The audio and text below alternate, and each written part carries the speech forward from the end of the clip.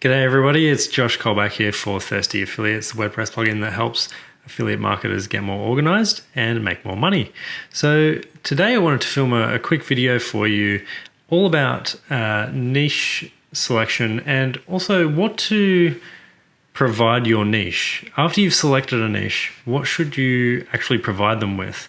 Now this can really help with the brainstorming process of figuring out how to approach the niche and figuring out what kind of things they might be missing and what they might need from you, the website creator. And I do it with a quiz. So whenever I select a new niche to go into, it's probably one of the first things that I actually do. I do a little mock quiz. I imagine myself asking these questions to a customer that's on the buying journey, and it goes a little something like this. So I'll just switch over to my computer here, and I've jumped into a draw.io sheet here, so just to demonstrate the quiz. So I've mapped out a little mock scenario. So in this scenario, I'm going to imagine that I'm addressing a market of people that are shopping for a CRM system. Now, if you don't know what a CRM system is, it's essentially a customer relationship management piece of software. So it's a place to store, like a database, to store all your contacts, all the contact points that you've had with those people, whether it be emails, phone calls, text messages, all that kind of stuff, even social media messages, that kind of thing for some of these things.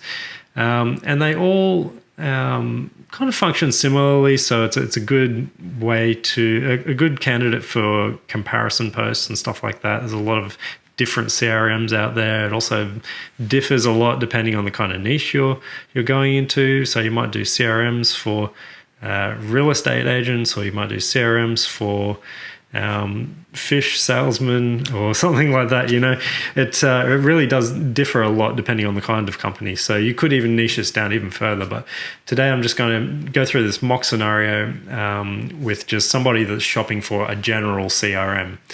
So what I do is I always start with the most obvious question, and it's usually, do you currently have product, whatever the product is that you're trying to address in that market. So you could substitute any kind of product in there, but today we're doing CRMs. So do you currently have a CRM? Yes or no?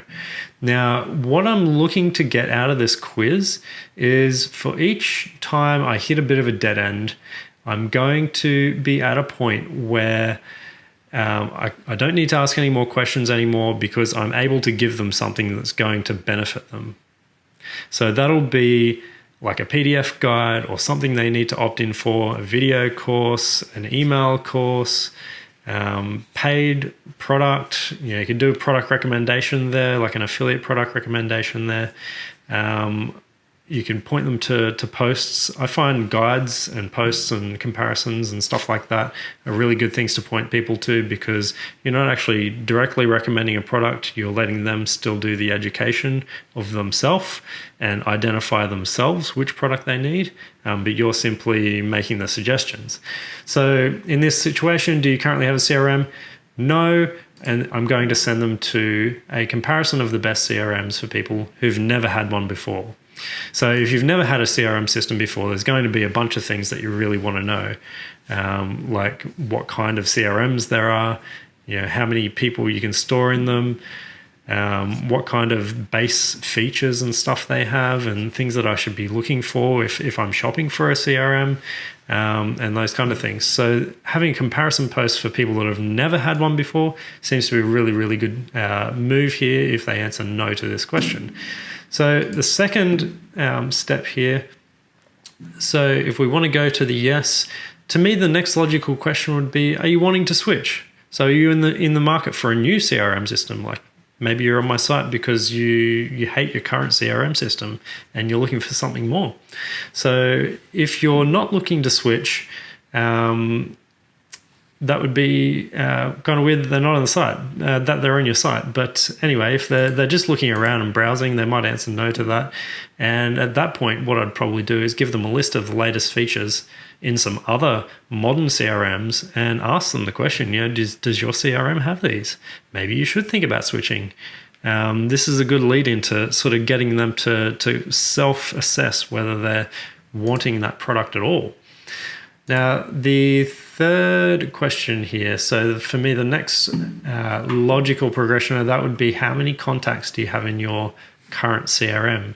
Because if somebody's shopping for a CRM, they've got to make sure that it covers what they currently got. And obviously they want to make it better, smoother, more capable, easier to use, et cetera, et cetera. So one of the key indicators of that would be, how many contacts do you have in your CRM? Now we're getting into very, very niche kind of territory here. Obviously, if you're selling gardening implements, then on your website, then it's going to have a whole different set of questions here, and you'll be going down your little track of questions for your niche. But in this scenario, so what I would probably do next, after determining how many contacts they have, would be to feed them to a couple of different kinds of comparisons, depending on where they're at in that sort of expertise level, I guess, of the CRM. So comparisons of the easiest to use CRMs for people with less than 1,000 contacts. So for somebody that has such a small amount of contacts, they're probably not a huge user of CRMs. So they're probably, in my mind, they would be maybe wanting the easiest to use CRM, something that's going to get out of the way so they can actually do their job and grow their business or grow their sales and that sort of thing. On the other hand, if somebody has like a significant amount of contacts, then they're probably going to be shopping around for more advanced CRM features. So maybe things like social media integrations, mobile integrations, all that kind of stuff, phone system integrations. Now, the good thing is that, like, when you track back up here, so say we're on this advanced CRMs bit of material here that we want to give our audience, we can kind of track up. And, if they're getting to this, we already know they're wanting to switch. They have they already have a CRM system. They're in the market to switch, and they have a significant number of contacts. So the recommendations you can make in there are probably really, really likely to lead to a sale or something like that. So all of these points where you're giving them whatever guide you need to give them, that's the point where you're doing your affiliate marketing. You're doing your recommendations to other products that are going to satisfy their needs. So it's all about figuring out what their needs are. And these quizzes, you can just mock them up in draw.io or something similar. You can use PowerPoint or even a Word doc or something like that, or a piece of paper if you want to go low tech. So they're just a really handy tool to be able to brainstorm by yourself what kinds of content and stuff you need to give your target audience. So I hope you found this little hack useful. It's an affiliate marketing tip. If you want more kinds of videos like this, we do a lot of them on our Thirsty Affiliates YouTube channel. So go and hit subscribe there in a second, and make sure you click that little bell and check out some of our other videos. Hope you enjoyed it.